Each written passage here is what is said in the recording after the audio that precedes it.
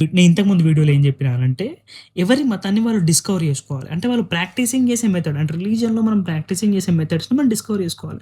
ఇప్పుడు నాకు సమస్య ఉన్నది.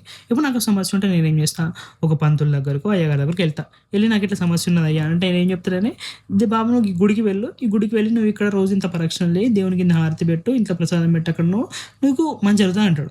నేను అదొక 1 మంత్, 2 మంత్స్ చేస్తే నాకది కాదు. తర్వాత మళ్ళోసారి పోయి మళ్ళీ అడుగుతా అయ్యగారిని. అడిగితే మళ్ళీ ఇంకొక దేవుడిని చెప్తాడు. ఇంకో గుడి చెప్తే ఆ గుడికి వెళ్తా. డైలీ నేను ఆయన అక్కడ చేయాల్సిన ప్రాక్టీసింగ్ మెథడ్స్ నేను చేస్తూ ఉంటా. అక్కడ నాకు గాని కాదు. లాస్ట్‌కి ఆయనతో ఏమంటాడు, "బాబు నీకు సెట్ అయితలేగా నువ్వు ఇక్కడ ఒక దేవత ఉన్నది. ఈ దేవత దగ్గర వెళ్ళు నీకు అయితది" అని చెప్పేసి అంటాడు.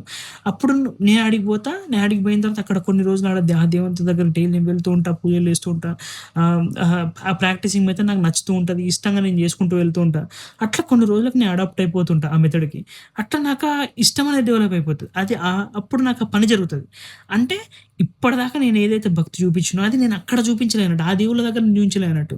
అంటే నాకీ దేవత గాని, ఆ దేవత స్వరూపమో, దేవత స్టోరీయో లేకపోతే ఆ దేవత ఉన్న ప్రదేశమో ఏదో దానివల్ల నాకు నా బాడీ అనేది అంత భక్తిని జనరేట్ చేయగలిగింది. ఆ ఇష్టాన్ని జనరేట్ చేయగలిగింది దేవుని పైన.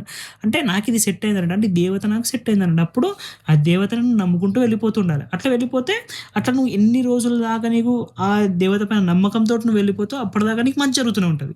సో, నీ దేవుడు ఏంటిదని నువ్వు డిస్కవర్ చెయ్యి ఫస్టు.